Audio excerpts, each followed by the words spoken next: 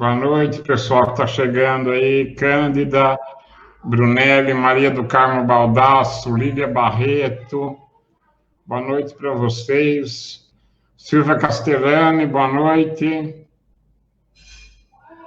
De Niterói, olha que legal.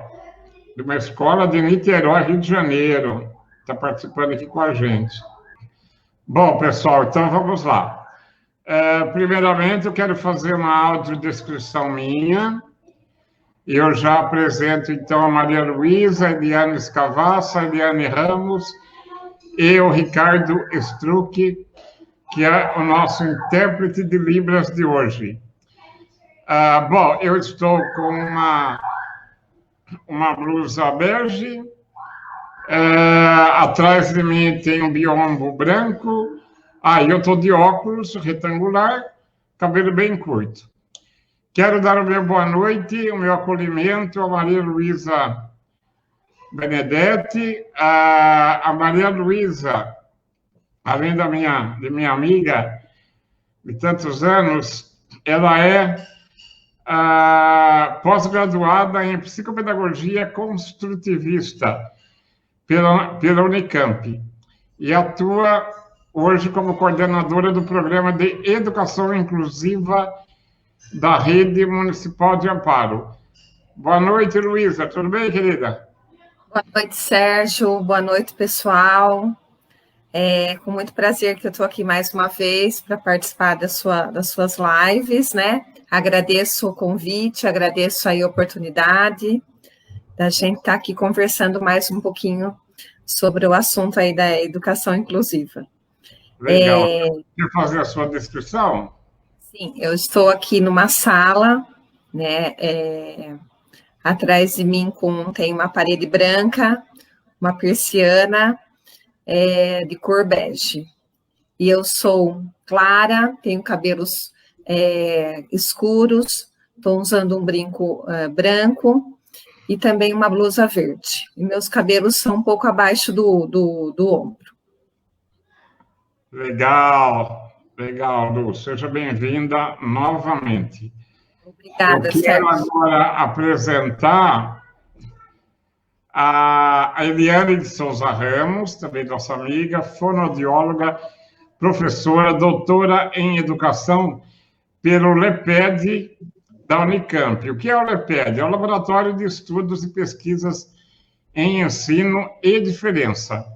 A Eliane também é assessora da Secretaria Municipal de Educação de Amparo, nas áreas de educação inclusiva, educação especial e educação bilíngue, língua portuguesa e Libras, que, aliás, é um dos tópicos que nós vamos abordar hoje. Eliane Ramos, seja bem-vinda, querida. Boa noite.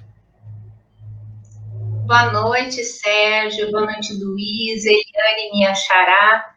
Boa noite ao nosso intérprete de Libras, que está aqui trabalhando conosco nessa noite, e a cada participante. É com muita alegria que eu venho compor essa conversa nessa noite sobre como a gente pode unir educação bilíngue e inclusão escolar, né? Eu vou falar um pouquinho sobre mim. Eu sou morena, uma pele clara, olhos escuros. Meus cabelos são escuros, mais ou menos na altura dos ombros. Eu uso brincos amarelos e uma camiseta jeans. Eu estou no escritório da minha casa, que tem paredes verdes, e lá no fundo, atrás de mim, perto, né, tá bem perto, uma prateleira que tem livros e alguns objetos, fotos, e colados na parede, desenhos feitos pela minha filha Luísa. Eu gostaria, Sérgio, antes também de começar, que a gente começa a falar, se empolga, né? Queria prestar minha homenagem a cada professor, mas grande maioria professora que eu já trabalhei e continuo trabalhando aí da Rede Municipal de Amparo. Acho que um pouco não, né? Praticamente tudo o que eu tenho a compartilhar na prática sobre a construção de uma educação bilíngue e inclusiva, eu construí com essas professoras do ensino comum e da educação especial, com coordenadoras, com diretoras, com supervisoras, diferentes coordenadoras que passaram pelo programa de educação inclusiva, e hoje a Luísa que ocupa esse lugar de forma brilhante. Então, gostaria de render minhas homenagens a cada uma. Legal, Eliane. Você tem razão, viu? Recentemente foram Dia dos Professores, né? Então a gente não pode esquecer de homenagear eles, principalmente nesse momento conturbado, né? Eu quero apresentar também a Eliane Scavassa. Querida Eliane, seja bem-vinda. A Eliane Scavassa, ela é advogada, mamãe do Miguel, da Yasmin e do Gabriel, né, que ela vai falar daqui a pouquinho. Eliane, seja bem-vinda, querida. Boa noite. Boa noite, Sérgio. Boa noite aos demais participantes. Agradeço, Sérgio, pelo convite. É a minha primeira participação numa live, né? E eu estou muito contente pelo convite. Agradeço mesmo. Eu vou passar minha audiodescrição. Eu sou uma pessoa de pele clara, cabelos loiros até o ombro. Eu estou usando uma blusa clara, de cor branca. Eu estou no meu escritório, onde as paredes são claras, e atrás de mim existe um painel de cor marrom. Legal. E quero também, claro, dar uma boa noite ao nosso intérprete de Libras, o Ricardo Struck, que é esposo da Celina Gomes Struck. Lembrar que essa interpretação está sendo viabilizada graças aí à parceria com a Connect Libras, tá? Que quem não conhece a Connect Libras, acesse em www.connectlibras.com.br. E no dia 12 de novembro nós estaremos com uma live exclusiva sobre Libras, com o Ricardo, que está aqui hoje, com a Celina, ok? Eles são idealizadores da Connect Libras. E o Ricardo, deixa eu fazer a descrição dele. Ele tem barba, né? Camisa azul escura e parede branca, e cabelo bem curto, ok? Vamos lá, pessoal. Como eu disse nas chamadas, o assunto que nós vamos abordar hoje é urgente e necessário, né? Inclusão escolar e bilinguismo, língua portuguesa e Libras, e nós vamos trazer, né, reflexões e posicionamentos a partir da Política Nacional de Educação Especial de 2020, que é o famoso aí decreto, né? Ficou famoso, né, pela repercussão, o decreto aí de número 10.502, de 30 de setembro de 2020 agora. E eu já, como introdução ao nosso debate, a nossa live de hoje, eu já quero jogar uma pergunta para a Eliane Ramos, né? Uma pergunta bem direta, objetiva, para dar início aqui ao nosso debate. Eliane, por que, na sua opinião, esse decreto traz prejuízo ao processo de inclusão no nosso país, especialmente a inclusão escolar? Você poderia fazer essa introdução para nós? Olha, Sérgio, nós temos uma história, né, de construção de uma educação inclusiva no país. E eu costumo ter falado, né, que as pessoas nascem e elas existem. Então, a nossa sociedade, por natureza, deveria ser inclusiva. A gente não deveria sentir essa necessidade de separar pessoas. E todo o arcabouço que a gente tem legal, né, os mecanismos de produzir leis, produzir decretos, eles devem caminhar no sentido de unir pessoas, de aproximar pessoas. Com relação específica, né, às pessoas consideradas com surdez.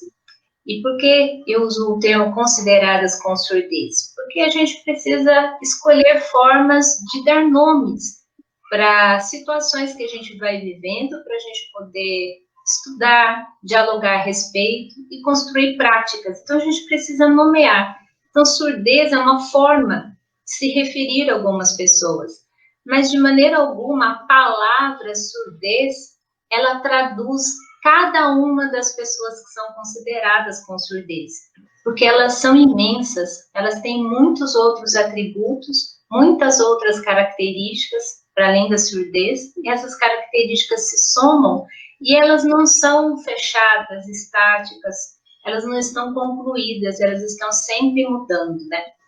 Então, é preciso que as pessoas estejam juntas, e juntas em que lugar?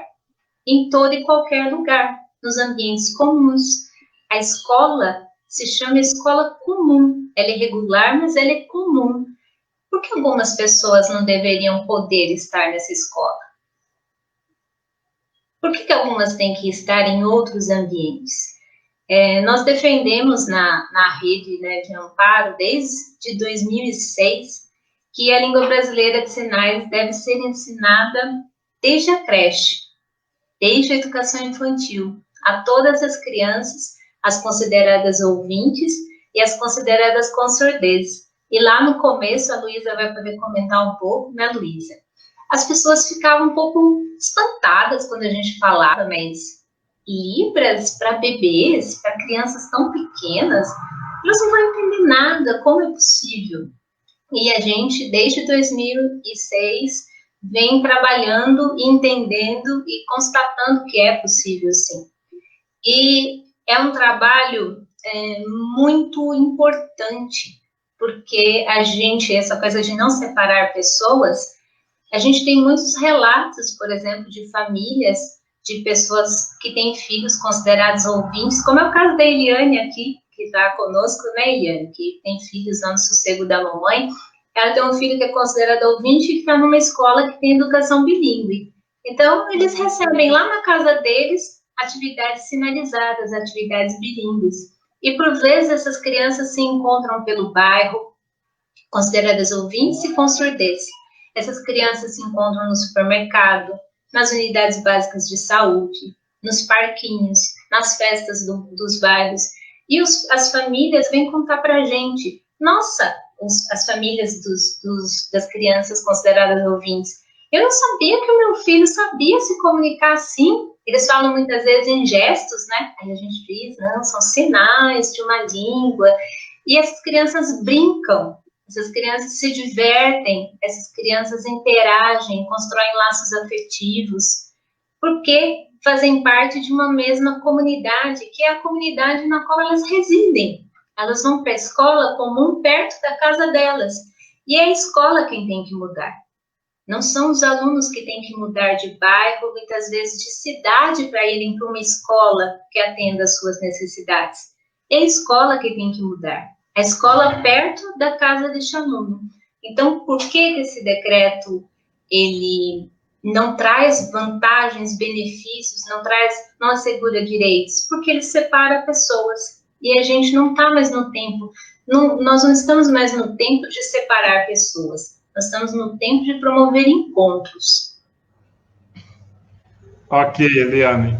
Eu quero passar a bola agora para a Lu, a Maria Luísa, e assim, ainda, claro, em cima desse, com foco no tema de hoje, Lu, fala um pouquinho da parte prática, tomando como base a experiência de amparo, né, que você coordena aí já há alguns anos o programa de educação inclusiva na rede municipal de ensino.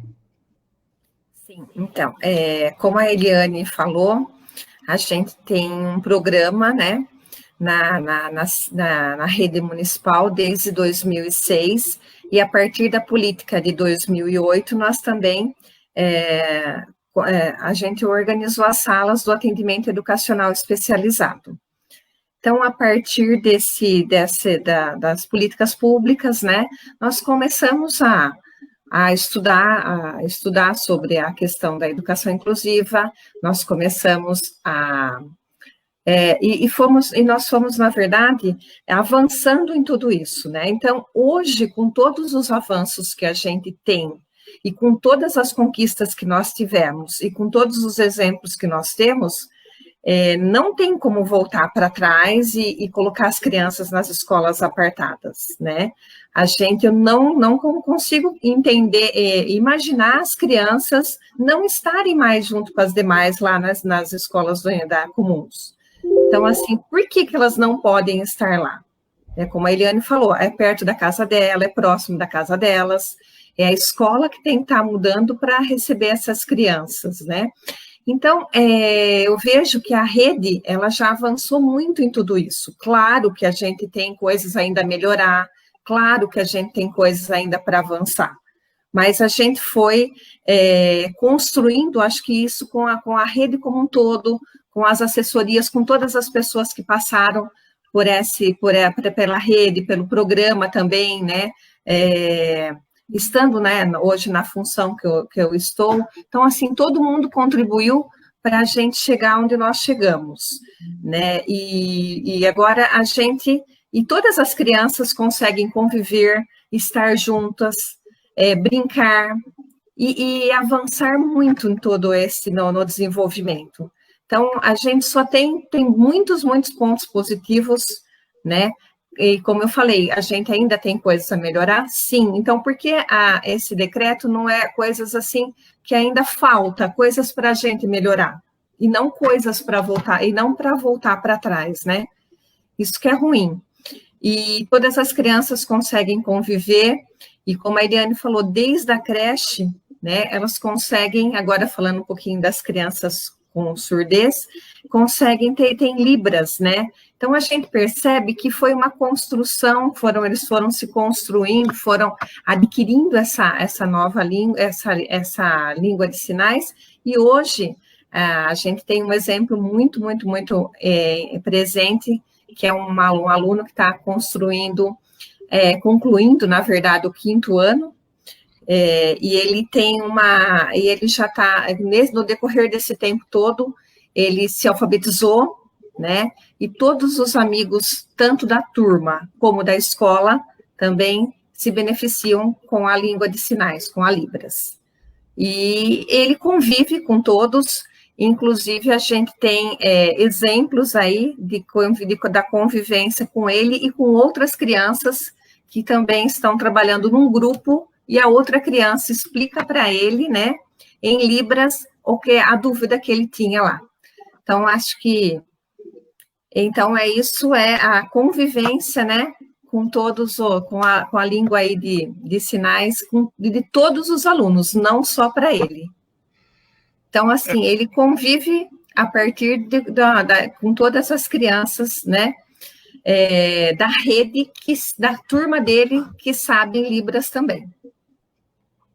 Agora, indo para um outro aspecto, né, porque quando a gente fala, né, em pessoas com deficiência, nós estamos falando de características e necessidades diferentes aí dentro de um público que varia muito, né, entre deficiência intelectual, deficiência auditiva, deficiência visual, deficiência física, que é o meu caso, e que é o caso do Gabriel, filho da Eliane Escavassa, que agora eu vou colocar na roda. Primeiro, perguntar para ela, como mãe, e depois como advogada, né? Eliane, o Gabriel, ele... Bom, apresenta ele, e nós sabemos que ele está na EMEI Sossego da Mamãe, né? Que é da rede municipal aqui de Amparo. Fala um pouquinho do Gabriel primeiro, para as pessoas entenderem a dimensão, né, da sua participação. O Gabriel, ele tem 5 anos e 10 meses, ele tem paralisia cerebral, que afeta tanto os membros superiores quanto inferiores. E ele frequenta a rede municipal de ensino desde os 3 anos de idade, Sérgio. Na EMEI Sossego da Mamãe, né? Então, eu posso falar da inclusão, né, da criança com deficiência, tanto da parte jurídica, mas também quanto da minha experiência como mãe, né? O Gabriel, ele se desenvolveu muito de quando ele entrou, com 3 aninhos até hoje, né? E quando ele entrou no Sossego da Mamãe, ele falava apenas algumas palavras. Hoje ele consegue concluir histórias que são enviadas para ele por live, né? Pela escola manda, né? E ele consegue finalizar histórias, ele está conseguindo ser alfabetizado, então ele teve um desenvolvimento muito grande devido a essa inclusão que ele teve, né?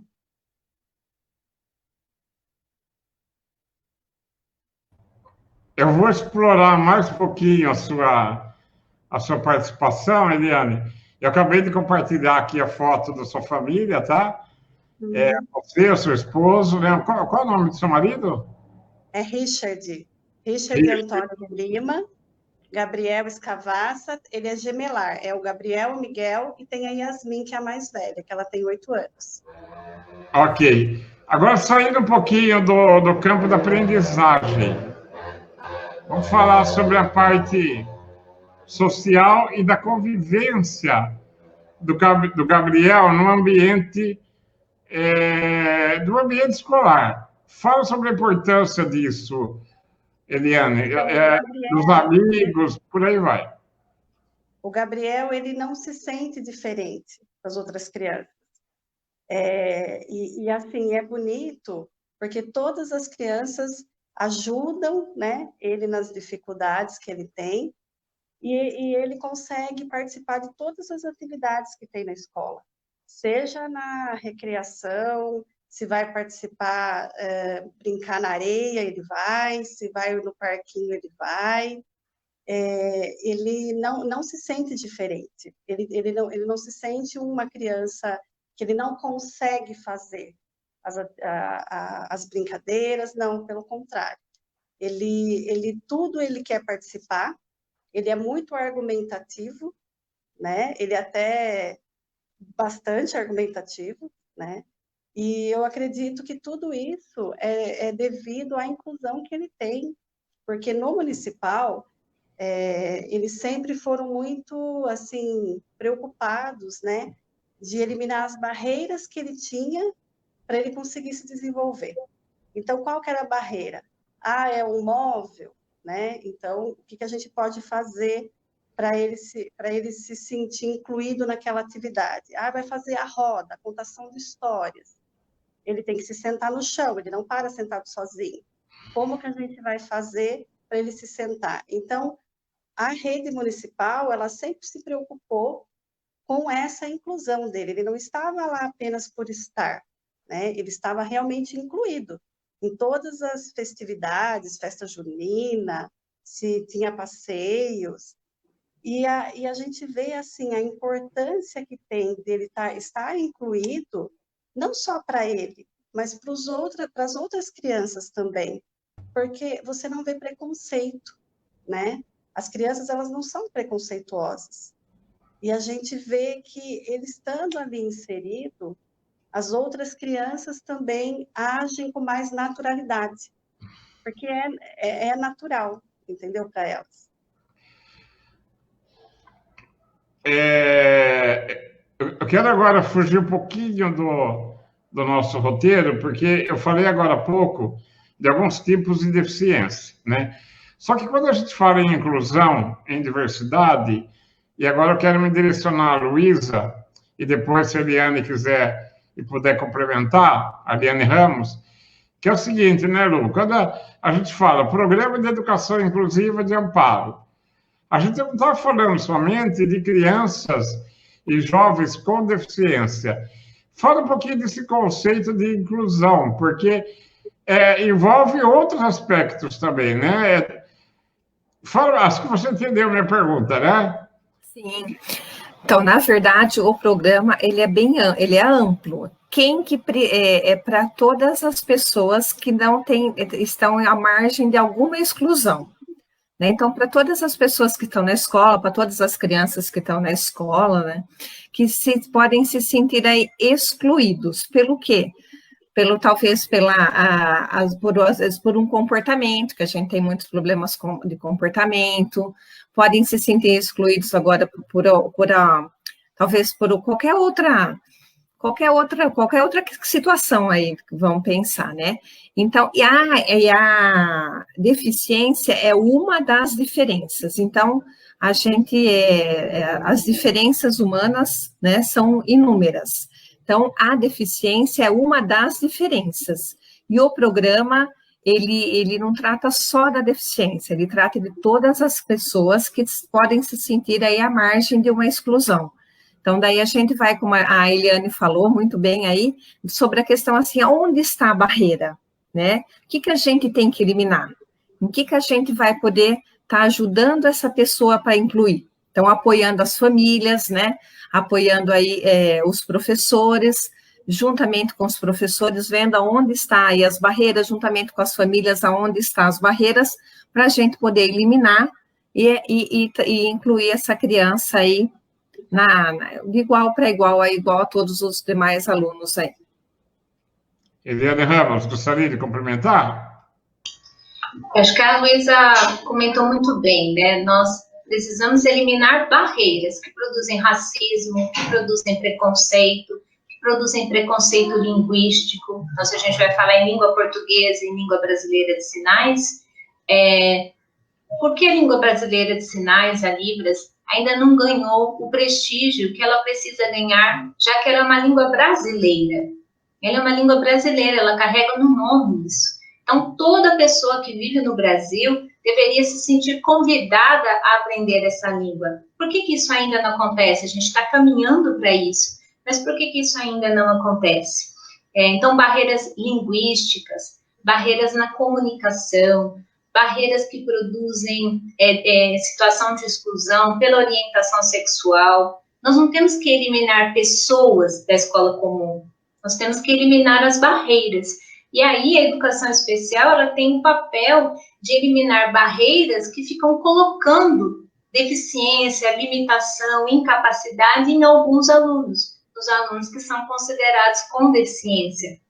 Mas, de todo o percurso histórico que a gente já fez no Brasil e no mundo, e de tudo que a gente já viveu na prática, a gente já entendeu que as limitações não estão nas pessoas, as limitações estão no meio, as limitações estão nas situações, mas a gente ainda recorre a essa imposição de uma limitação à pessoa para justificar a falta de acesso na comunicação, nos ambientes físicos, a falta de acesso ao que é ensinado na escola.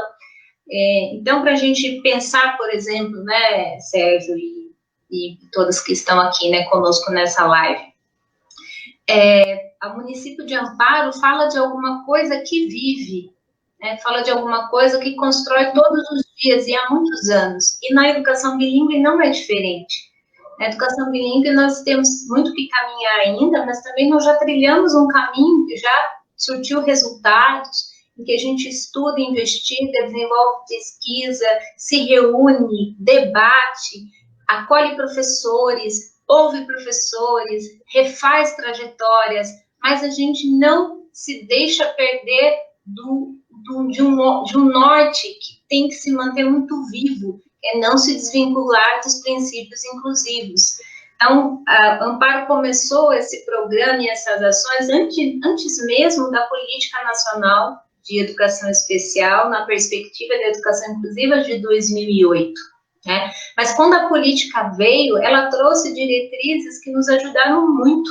Se a gente for pensar no campo da educação bilíngue, a gente tem o reconhecimento da língua brasileira de sinais lá em 2002, como uma língua de sinais brasileira, lembrando que a gente tem outras línguas de sinais que são sinalizadas em meio de comunicação no Brasil, que ainda não ganharam essa legitimação, esse reconhecimento pela lei. Um exemplo é a língua de sinais, que é sinalizada pela comunidade lá do Maranhão, que é a língua de sinais Kaapor, que quase não é falada, né? Então, quando a gente fala em preconceito linguístico, a língua brasileira de sinais ainda não alcançou o reconhecimento social, né, pedagógico, educacional que ela precisa alcançar. Ela está caminhando para isso. Mas existem outras línguas de sinais que também não estão sendo colocadas nessa mesa para conversar. E então a gente não pode agir também com preconceito linguístico com essas línguas de sinais. E se a gente for pensar, então, de que comunidade surda nós estamos falando? Então, no caso, nós não estamos falando de comunidades que são consideradas surdas no Brasil e que sinalizam outras línguas.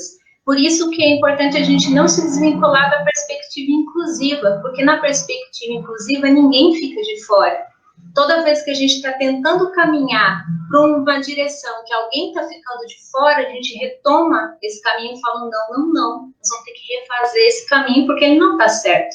Ninguém pode ficar de fora. E para a gente pensar, né, em termos de diretrizes, em termos legais, né, nós tivemos depois, em 2006, um decreto que foi dando os caminhos para a gente construir essa educação bilíngue, e tem aspectos lá, sim, que precisam ser revistos, mas é uma educação bilíngue que vem sendo construída ao longo dos anos, né, pelo Brasil afora, e eu pergunto quais são as redes que de fato tomaram essas diretrizes na mão e que pensaram, as nossas escolas precisam mudar para que se tornem inclusivas, para que ninguém fique de fora delas. E como consequência a gente teve exame de proficiência na língua brasileira de sinais. Então, se a gente tem profissionais que são certificados hoje, é porque existe um exame nacional que verifica a proficiência desses profissionais. Nós tivemos a difusão e a criação de cursos de graduação, né, a licenciatura, letras, libras. Então, nós estamos vindo numa crescente para essa construção de educação bilíngue. E existem aspectos que precisam ser aprimorados mesmo. Alguns deles a gente já identifica na própria rede, como é o caso da tradução e interpretação na escola, que a gente não acha um aspecto favorável, tanto que a gente não tem na rede tradutor e intérprete de Libras nas classes comuns. A gente tem professor de Libras. E se a gente pensar, até para ir concluindo essa rodada, a educação bilíngue é um campo amplo, né? E a gente tem, por exemplo, no Brasil, uma diretriz curricular que é para a educação plurilingüe. É uma diretriz que foi divulgada em julho deste ano, bem recente. E aí, amparo por entender que a educação bilíngue não pode se desvincular da inclusão escolar, a gente concebe que esse tema da educação bilíngue e Libras, língua portuguesa, é um tema que precisa ser debatido no campo do ensino comum, porque ele envolve diretrizes curriculares, ele envolve projeto político-pedagógico, que já não são mais temas da educação especial desde que ela se tornou inclusiva. Então, a gente precisaria pensar que existe algum avanço nessa política atual de 2020? Não, porque ela continua entendendo o bilinguismo Libras, língua portuguesa, no campo da educação especial, e na nossa lógica, no nosso entendimento, essa discussão precisaria se deslocar para o campo do ensino comum, assim como acontece com português e inglês, com português alemão. Nós temos escolas bilíngues com essas línguas, que são línguas faladas. Então, por que a questão da língua portuguesa e da Libras fica no campo da educação especial? E aí a gente poderia ampliar e dizer, mas então, as pessoas consideradas com surdez não deveriam ser público-alvo da educação especial? Devem continuar na nossa ótica. Por quê? Existem barreiras na produção desse bilinguismo, barreiras que têm a ver com questões linguísticas, gramaticais, e da comunicação, da interação entre essas duas línguas o tempo todo nesse ensino. Então, nesse sentido, sim, manter esse público que ainda convive com barreiras, essas que eu especifiquei. Mas também entendendo que não é no AE que se aprende Libras, que não é no AE que se aprende conteúdos em Libras, que não é no AE que se faz reforço escolar em Libras. Então, essas coisas sim precisam ser revistas, e são coisas que, por exemplo, em Amparo a gente não pratica. No lugar de aprender conteúdos curriculares, conteúdos escolares na educação bilíngue, é com seus colegas de turma, com seu professor de turma e o professor de Libras, sendo que esses dois produzem todas as aulas nas duas línguas para todos os alunos. Ok, entendi. Agora eu quero chamar a Eliane Escavassa, mas não a mãe, a advogada. Eliane, a mesma pergunta que eu fiz para a Eliane Ramos no início, né? Você como advogada, por que esse decreto prejudica a educação inclusiva?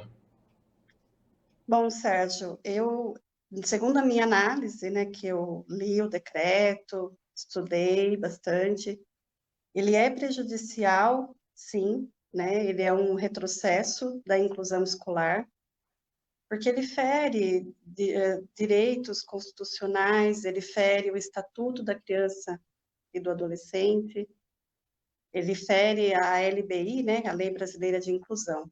A nossa Constituição, ela prevê, né, o atendimento especial da criança com deficiência. Tanto a Constituição quanto o Estatuto da Criança e Adolescente, ele também assegura, né, a educação e o atendimento especializado para criança, para portadora com deficiência.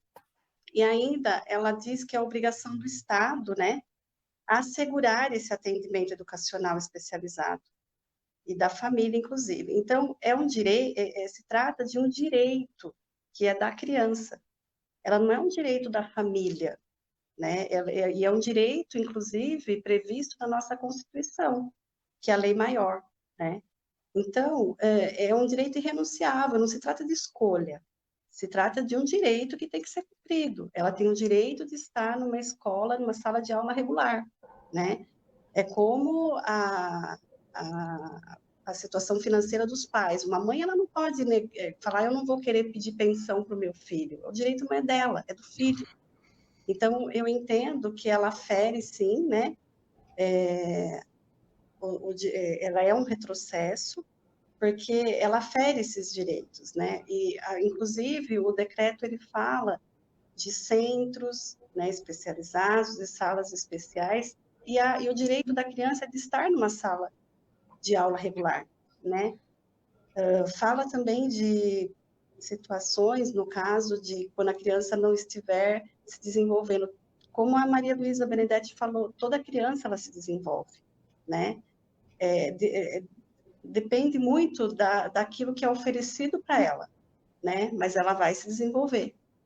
Então, é por isso que eu entendo que ele é prejudicial, porque ele segrega, né? Ele separa, ele retira o direito da criança dela estar, né, na sala de aula regular, que é o direito dela, né? Eu quero trazer novamente Eliane Ramos, e eu quero agora eu vou ser mais objetivo e vou trazer um artigo específico do decreto, né? Aliás, 2 pontos do decreto que falam sobre que as famílias poderão escolher onde os filhos, né, com deficiência vão estudar. E, bom, deixa primeiro aqui ler uma anotação que eu fiz antes, né, e convidar a Jairiane Ramos novamente aqui para o debate, que é o seguinte, Eliane, que essa informação de que as famílias poderão escolher onde desejam matricular seus filhos, né, se em escolas comuns ou em escolas especiais, ela vem sendo amplamente difundida, principalmente, né, por setores e pessoas que estão defendendo o decreto. No entanto, no artigo 3º, inciso 6º, nesse processo de escolha, diz que o aluno vai também ser avaliado, né? Vai ter a participação, aliás, de equipe multidisciplinar, né, no processo da decisão da família, ou do educando, né, que daí, se o aluno tiver condições para escolher, ele também pode. Na verdade, é uma confusão, na minha opinião. Aliás, depois eu vou dar a minha opinião sobre tudo isso. Vamos lá. Então, essa participação aí da equipe multidisciplinar no processo de decisão da família ou do educando, né, quanto à alternativa educacional mais adequada para a criança. Eliane Ramos, afinal de contas, quem de fato vai definir essa escolha? De quem é o direito à educação? Da família, da criança, da equipe? Até que ponto essa equipe multidisciplinar pode interferir nisso tudo? Sendo que... outra pergunta, esse direito pode ser assegurado em um ambiente à parte, segregado, de classes especiais, escolas especializadas? Eu consegui ser claro na minha colocação, Eliane? Conseguiu sim, Sérgio. Acho que a gente já foi falando alguns desses aspectos, né, que você está ressaltando aí neste momento. Acho que o primeiro deles é pensar que alguma coisa se torna um direito porque é uma necessidade. Então, a inserção na vida pública, ser parte de uma escola comum, é uma necessidade. É alguma coisa que nós, como pessoas, temos a necessidade, portanto, o direito de viver. É nessa escola que eu vou conhecer outros referenciais de mundo, outras culturas, outros costumes. É nessa escola que eu vou entender, por exemplo, que existem pessoas que sinalizam numa língua e que existem pessoas que falam numa língua. É nessa escola que eu vou aprender que tem pessoas que se comunicam por símbolos e que tem pessoas que se comunicam falando. É nessa escola que eu vou aprender que algumas pessoas leem com relevo alguma coisa que se chama braille e alguém lê por meio de coisas impressas em tinta ou escritas na lousa. É nessa escola que eu aprendo que algumas pessoas fazem uso de cadeira de rodas e outras pessoas não precisam fazer uso de cadeira de rodas. Então, é um lugar de apreciação da vida e de transformação de tudo que há nessa sociedade, em termos de culturas, de costumes, de linguagens, de afetos, de sensibilidades. Então, é por isso que é um direito, por isso que ninguém tem que estar de fora. E é por isso que isso não deveria sequer ser questionado nos dias de hoje, porque tudo que a gente viveu em termos históricos, isso não deveria ser pauta, isso não deveria ser uma questão, nós não deveríamos mais ter dúvida de que as pessoas têm que estar nos ambientes comuns, todas elas. Então, só nos resta uma coisa nessa perspectiva: garantir esse direito. Não é uma questão de opinião. Qual é a sua opinião a respeito dessas pessoas? Onde elas têm que estar? Não é uma questão de opinião. A nós só cabe assegurar esse direito e utilizar mecanismos legais para violar um direito é inadmissível. Nenhum de nós poderia se conformar com uma situação dessa. Então, é nesse sentido que a gente vê que as famílias, muitas vezes, fragilizadas, mal orientadas. Então, a gente sabe que tem casos em que a gente tem que ainda avançar muito na eliminação de barreiras, que são aqueles considerados casos graves. O que é um caso grave para nós de amparo? Um caso grave para nós de amparo é um caso que convive com muitas barreiras que nós ainda não aprendemos a eliminar. Então, não é o caso que é grave, são as barreiras que são gravíssimas. E esse caso precisa estar na escola, porque se ele não estiver na escola, nós não vamos aprender como é que a gente vai eliminar essas barreiras. E essa pessoa vai ficar cada vez mais distante de uma vida comum. E nós não vamos admitir isso. Nós não vamos admitir nenhuma vida a menos nas escolas comuns. A escola vai ter que mudar, não é fácil mudar, mas ela vai ter que seguir mudando para que todos possam se desenvolver, conviver, aprender, trocar, livres de preconceitos e discriminações em detrimento de uma deficiência que fica sendo o tempo todo colocada nessas pessoas. Nós temos, Sérgio, infelizmente, vamos falar do lado bom primeiro, né? Nós temos muitos profissionais parceiros que trabalham conosco, principalmente com as professoras de AEE, que são professoras que realizam o AE, sim, de acordo com a Política Nacional de Educação Especial na perspectiva da educação inclusiva, que é de 2008. e elas são articuladoras desses estudos, dessas situações inacessíveis que a gente quer converter em situação acessível. Então, elas convivem, dialogam muito com profissionais parceiros, com profissionais que querem construir projetos juntos para incluir essas pessoas em todos os ambientes da sociedade. Mas a gente convive com muitas situações também em que vem a denominação de que a incapacidade está no aluno, portanto, ele precisa de alguém tutelando o processo escolar dele o tempo todo. Nós temos orientações para as famílias, muitas vezes, de profissionais da área da saúde que dizem para as famílias que seus filhos não vão se desenvolver, que eles não vão conseguir aprender nada, que eles não vão fazer nada. E a gente tem que desconstruir toda essa imposição de incapacidade que vai sendo colocada nessas famílias, nesses alunos na escola comum. Então, nós temos as duas moedas. Colocar essa tomada de decisão nas mãos dessas equipes multidisciplinares, primeiro, que no ambiente educacional as tomadas de decisão precisam ser feitas pelas equipes escolares, em articulação com outros profissionais, ok, claro, mas quem decide os caminhos pedagógicos e educacionais são as equipes escolares, não são equipes externas à escola. Então, eu acho que o risco, ele é grande. Acho que a gente vai ter muitas crianças, se esse decreto vigorar, e aí muitas crianças sendo consideradas incapazes de frequentar escolas comuns e sendo encaminhadas para escolas consideradas especializadas. E a força que a educação tem com relação a uma orientação ou uma determinação de profissionais da área da saúde, infelizmente, nessa hora, ela é menor. A área da saúde tende a ter uma força, o que o médico fala tende a ter mais força do que o que um professor fala. O que um juiz decide tem mais força do que um professor fala.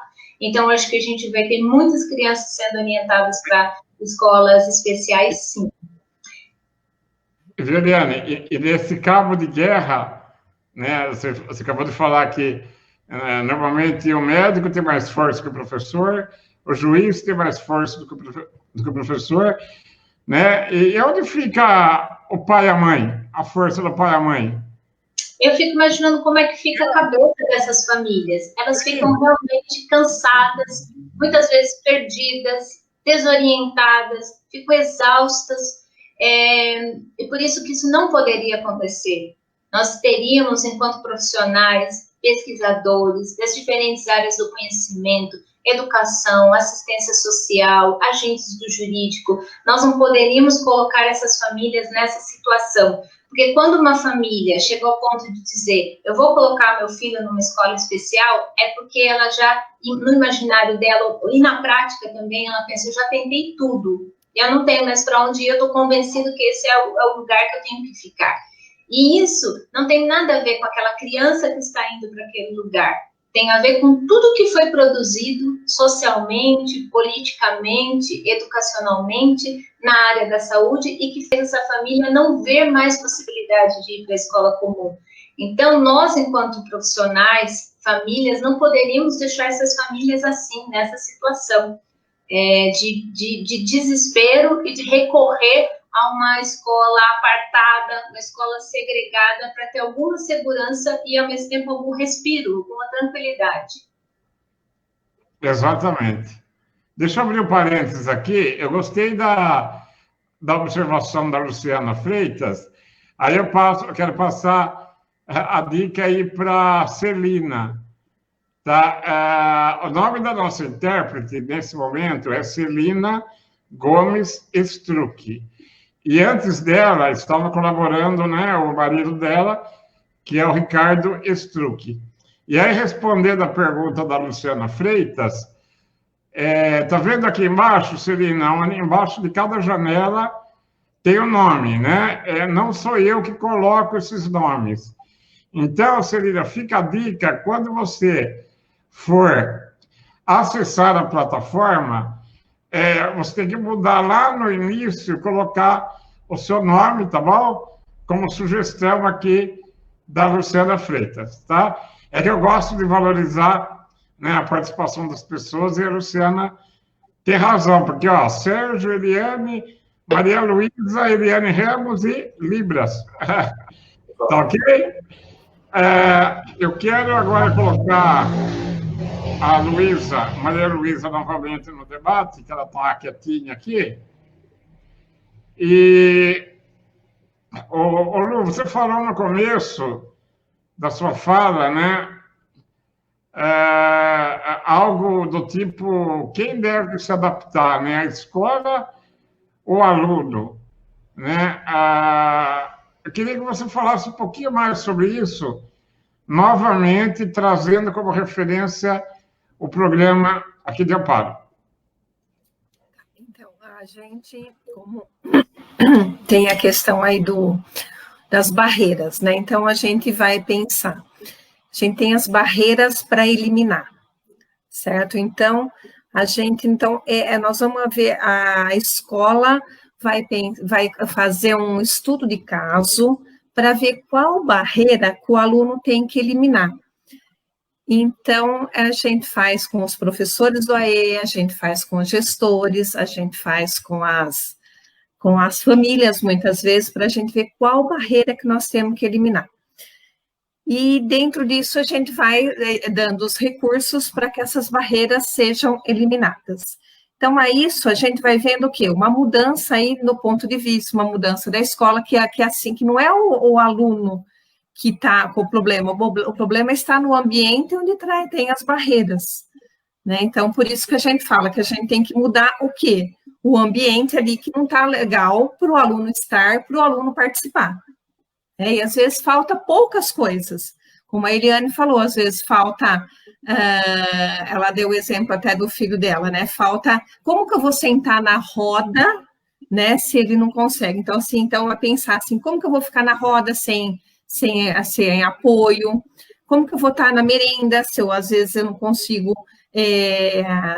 me alimentar com aquele tipo de talher que está lá, né? Então, é pensando nisso tudo que a gente vai ter uma mudança ali na escola, né? Na eliminação ali dessas barreiras que está não na criança, mas no ambiente, né, que ele se encontra aí. Por isso que a gente fala que é uma mudança da escola, porque a gente vai ver o que a escola não está legal para o aluno estar e participar. Ok. Agora é a vez da Eliane Escavasso, tá bom? Gente, se vocês quiserem a qualquer momento complementar com alguma informação, viu? A Eliane Ramos, a Eliane Escavasso, a Luísa, fique à vontade, tá? Não precisa necessariamente obedecer aqui as minhas chamadas, tá bom? De repente vocês lembram de alguma coisa, pode colocar, tá bom? Eu acho que eu quero colocar mais uma coisinha. Acho que essa convivência aí com as diferenças, né, é que todo mundo vai se construindo, né, enquanto pessoas, enquanto cidadãos, e vai levando isso para a vida, né? Porque a gente que não conviveu, né, a gente tem às vezes a gente tem dificuldade, sim, nesse entendimento, às vezes em algum entendimento, às vezes na briga por esses direitos, né? Às vezes, como a gente falou aí, que as famílias ficam confusas, realmente ficam mesmo, né? Mas também, por que toda essa confusão? Porque a gente não conviveu no passado, então a gente não tem experiências, muitas vezes, com essas diferenças.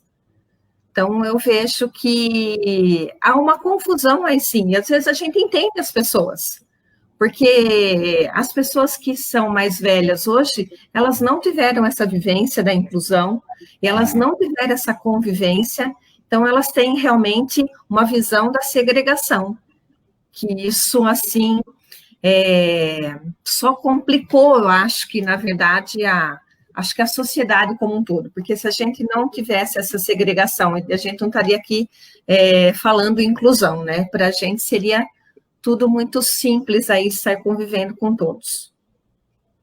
Exatamente. Sérgio, eu gostaria de complementar falando do atendimento do AE, né? A experiência que a gente tem.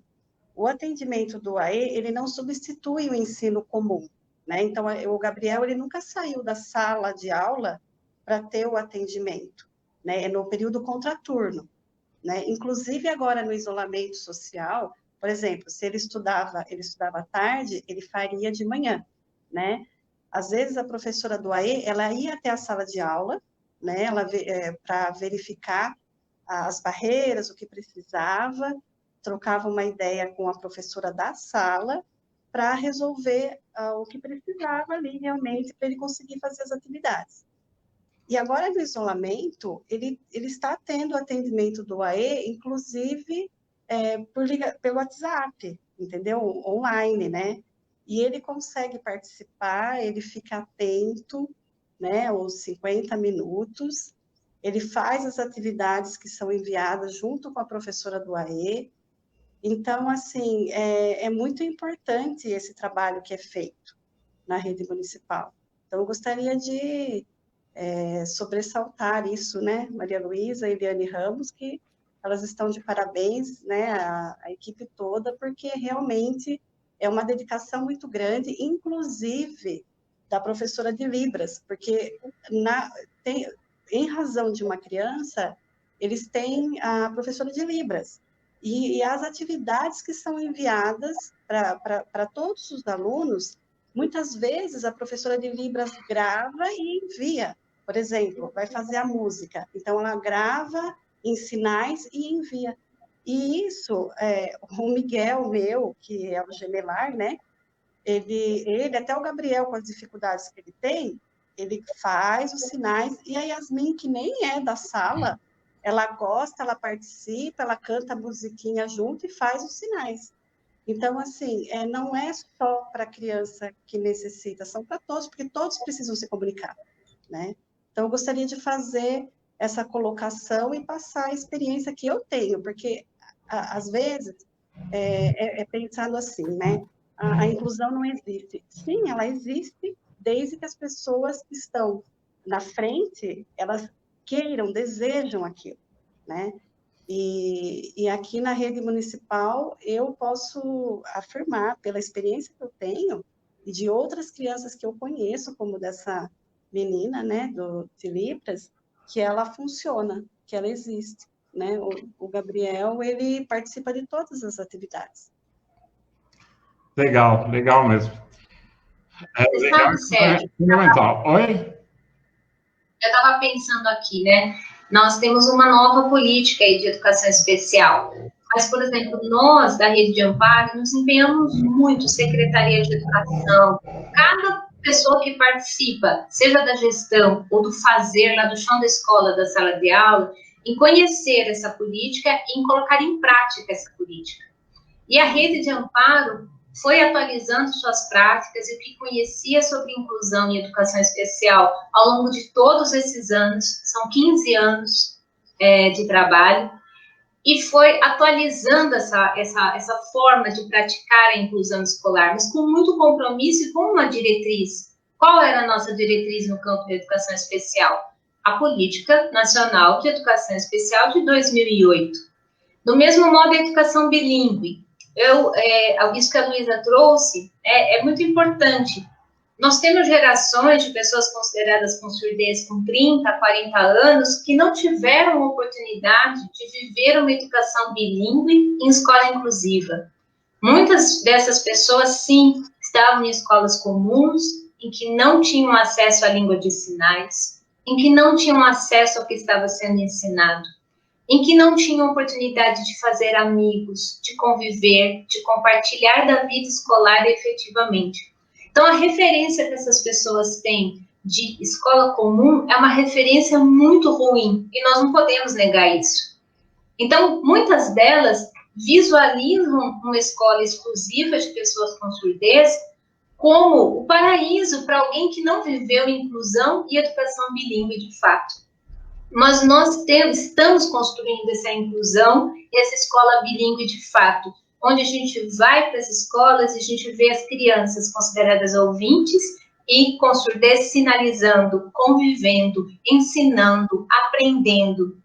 Temos muito que melhorar, por exemplo, existe um aspecto que a gente está absolutamente de acordo com algumas comunidades surdas. Escola não é lugar de tradução e interpretação. A Celina, o Ricardo estão aqui numa live traduzindo e interpretando para a língua brasileira de sinais aquilo que a gente está comunicando. Mas isso não pode acontecer na escola, porque na escola as atividades têm que ser pensadas nas duas línguas. E é por isso que já há muitos anos nós não temos tradutores e intérpretes de Libras nas salas comuns. Nós temos um professor que assume aquela turma e que normalmente não sabe Libras, mas acontece, esse ano, por exemplo, a gente tem uma turma que tem 2 professoras que sabem Libras. E uma professora de Libras, trabalhando diariamente com aquela turma, como professora da turma, e qual é a função dessa professora? Não é ser professora exclusiva de aluno surdo na sala de aula, não. Essa professora leva a Libras para estudar e construir o planejamento das atividades em conjunto com a outra professora, para que as duas línguas sejam ensinadas e trabalhadas com toda a turma, diariamente, em todas as atividades. Então, se eu vou trabalhar artigos, se eu vou trabalhar numa sala de alfabetização, eu vou trabalhar com letras, eu trabalho letras em língua portuguesa, eu trabalho com letras em língua de sinais. Eu brinco com as crianças e com todas elas. Como é que é o A no português? Como é que fica o A em língua de sinais? E se eu quiser escrever o A, como é que é escrita? Poxa, na língua de sinais não tem escrita?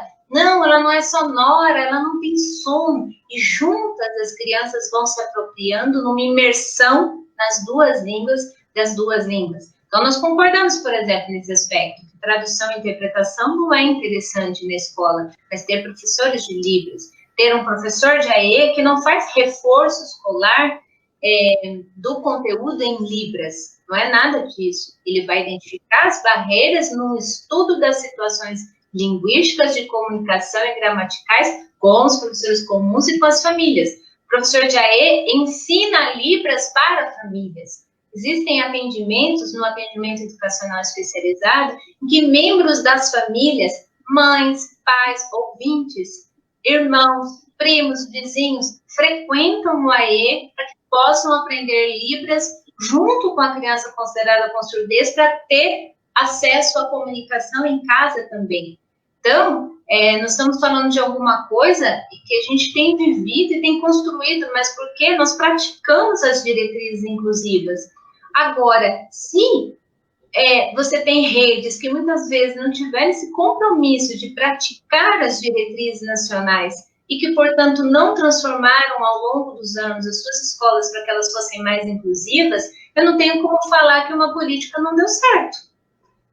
Porque eu não pratiquei aquela diretriz, eu não agi naquela diretriz. Eu não consigo ver a atualização, eu só consigo voltar àquilo que já é conhecido mesmo, como é o que aconteceu. Né? Ok. Gente, infelizmente o nosso tempo está acabando, mas eu quero... o José Eduardo Lanucci colocou uma pergunta aqui e eu não posso deixar de repassar para vocês. Mas antes, eu quero só ler o comentário aqui da Deus Almeida, que ela diz que quer conhecer Amparo, que já está curiosa e apaixonada pelo trabalho que vem sendo desenvolvido aqui.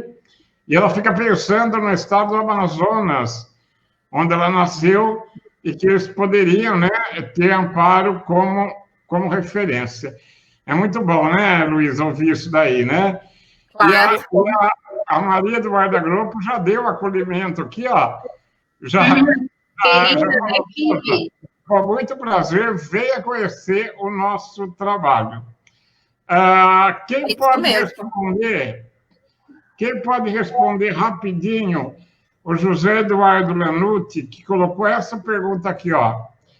Que o decreto traz a ideia de que o atendimento educacional especializado pode ser também oferecido na sala de aula comum. Como que vocês veem essa questão? Não haverá uma confusão entre os papéis do professor do AE e da sala comum? Por favor. Com certeza. O professor José Eduardo é um professor querido, amigo, companheiro de jornada de estudo, Deusa também, que bom tê-las aqui, a Dada, a Marisol, Cidinha, tanta gente querida, Paula...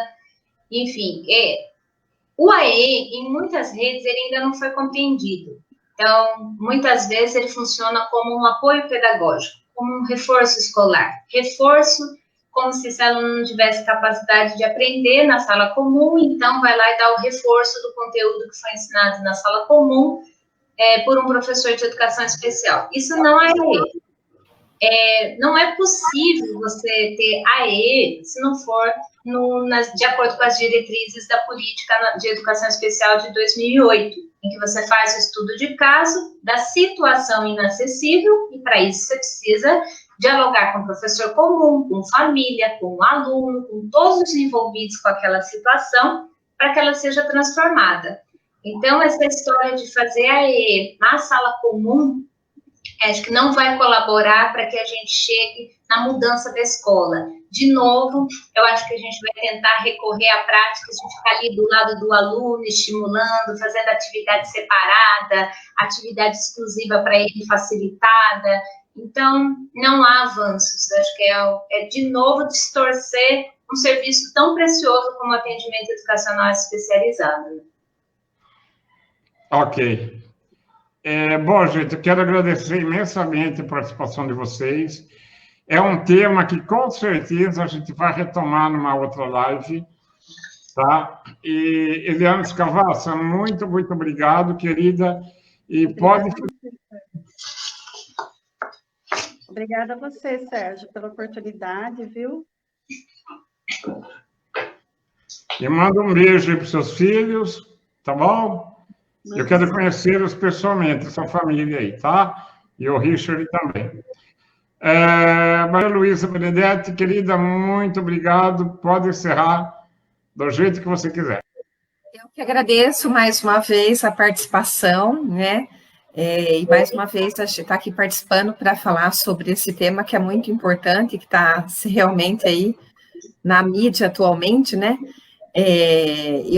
Também a gente está aberto para qualquer pessoa que queira conhecer o nosso trabalho, né, para a gente estar contribuindo aí para as pessoas também estarem crescendo aí dentro do trabalho das redes delas, né. E nós não fazemos um trabalho sozinho, nós temos uma equipe de trabalho, nós temos a rede também, que também é parceira de todo esse trabalho, aí cada professora, né, cada gestora aí, cada família, todas são parceiras, a saúde também parceira nesse trabalho que a gente realiza, porque muitas vezes também a gente está buscando essas parcerias aí, né? E então a gente tem todas essas parcerias no nosso trabalho, então isso é muito importante, né? Acho que foi muito importante para a gente avançar, né? Então eu acredito que tenha redes que não tenham chegado nisso ainda, né? Não viveram isso, como a Eliane falou, a gente está falando de vivências mesmo. E, infelizmente, ao invés da gente, do governo, realmente ajudar essas redes a crescerem, ele está querendo que haja um retrocesso. Infelizmente, isso é muito triste, né? E a gente está aqui, aberto, né, para quem queira conhecer o nosso trabalho. E eu agradeço toda a equipe e toda a rede municipal, né? Não vou citar nomes, senão vou esquecer de alguém. Acho que a rede como um todo, pelo trabalho que realiza, e eu acho que a gente está formando uma geração muito diferente da que a gente... Aqui a gente foi formada aí, convivendo com todas essas diferenças. Sim, olha, acho que a equipe toda está acompanhando aqui, viu, Luísa? Que eu estou vendo os comentários aqui. Antes de passar a palavra para a Eliane, eu quero dizer que eu vou finalizar com a minha opinião em relação a esse decreto que eu prometi, tá bom? Prometo que eu não vou criar polêmica, tá? Eliane Ramos, obrigado, querida, pela sua participação. A palavra é sua. Eu que agradeço, Sérgio, pelo convite, pela delicadeza e competência de sempre. Rendo mais uma vez homenagens a cada professora com a qual tive a oportunidade de trabalhar nesses anos todos em Amparo. Minha admiração e respeito por cada professora. Convido cada pessoa considerada ouvinte, considerada com surdez, a vir para as nossas escolas, a apreciar o momento em que as crianças estão ali no bebedouro e sinalizam, estão fazendo atividades em sala de aula e sinalizam. O hino nacional, em que espontaneamente as crianças começam a cantar e a sinalizar, todas elas ouvindo-se com surdez, festas juninas, tantos momentos preciosos em que a língua de sinais vai se esparramando pela escola inteira, vai alcançando bairros e a gente quer que alcance o município. Então, venha conosco ajudar esse município a ser bilíngue, porque língua brasileira, sinais e língua portuguesa se encontrem. Nós não queremos pessoas separadas e línguas separadas. Nós queremos pessoas juntas, renovando essas línguas, renovando costumes, renovando culturas, renovando modos de ver a vida, de sentir, de viver, de existir, de amar, de construir afetos e conhecimentos. Então, meu agradecimento, que vocês tenham uma boa noite, que continuem se cuidando, porque a Covid-19 ainda está conosco. Agradeço a cada pessoa que participou, que enviou mensagens. Meu forte abraço para vocês, viu? Posso falar só mais uma coisinha, Sérgio? Claro. Como a gente queria destacar aqui, né, acho que também, né, Eliane, o trabalho de todas as professoras, né, que estão com as turmas de Libras, porque não foi fácil. No início, quando a gente está vivendo essa pandemia, não foi fácil começar a fazer todas as aulas e todo esse trabalho em Libras. Então, assim, foi errando e acertando, que elas foram se encontrando aí, né, para levar esse trabalho para toda a turma. E hoje a gente vê que elas conseguiram se encontrar e levar o trabalho para todas essas turmas, né? Então, acho que fica aí, acho que o destaque aí, né, para esse esforço aí, que não foi fácil realmente desenvolver esse trabalho em Libras aí, agora de forma remota. Mas elas se esforçaram e o trabalho saiu e todas aí estão de parabéns. Legal, Lu. Celina, muito obrigado, querida. Ricardo, muito obrigado. Tá, dia 12 de novembro, a nossa live, né, sobre Libras, tá? Lembrando aí, já convidando o pessoal para participar. E só finalizando, então, eu queria dizer o seguinte, que assim, a opinião que eu tenho em relação a esse decreto, as minhas colocações, os meus comentários, que foram, inclusive, postados nas redes sociais ultimamente, elas são baseadas em experiências de vida, que envolvem especialmente a minha família e os educadores que eu encontrei aí durante a minha jornada escolar, tá? E o que acontece, então?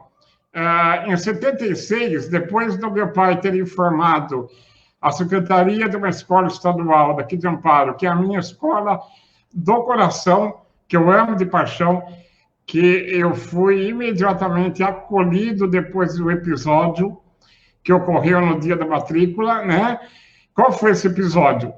Que depois que o meu pai informou que eu tinha uma deficiência, a minha matrícula foi cancelada na frente dele e eu fui encaminhado para uma instituição especializada aqui da cidade. E eu só consegui estudar na minha querida Rangel Pestana graças ao empenho da minha família, ao envolvimento da Delegacia Regional de Ensino e até a interferência do prefeito da época, que não era alçada em competência dele, porque a escola era e é estadual. Então, eu não posso ser incoerente e injusto com a minha própria história de vida, tá? Portanto, é o seguinte, esse decreto, ele permite, sim, que as famílias das pessoas com deficiência decidam se querem matricular seus filhos em uma escola regular, em uma escola especial ou em uma escola bilíngue, né? Essa política, gente, era feita há 30 anos atrás. Em 76, quando eu fui matriculado numa escola. Tá? Então, ao invés do governo federal investir na consolidação e no fortalecimento da educação inclusiva, através de investimentos em adaptações, através de investimentos em tecnologias assistivas, através de investimentos em qualificação profissional, ele retrocede ao velho pensamento e dificulta a prática da inclusão. Então, esse decreto ele abre precedente para que muitas escolas recusem as matrículas de crianças com deficiência. Além de ser a brecha jurídica que faltava para as escolas regulares não receberem esses alunos. Agora, pensa comigo, sem o decreto, muitos já são excluídos. Imagina a partir de agora. O que já era difícil ficará ainda mais difícil. Então, se esse decreto permanecer, as escolas regulares não terão mais obrigatoriedade de matricular as crianças com deficiência. Consequentemente, nem de promover a inclusão, inclusive por falta de verba. Tá? Esse foi o meu desabafo. Obrigado, gente. Boa noite. Boa noite, Sérgio. Boa noite, obrigada, gente. Obrigada. Amo vocês. Boa noite. Nós também. Boa noite. Também, Boa Sérgio. noite, obrigada.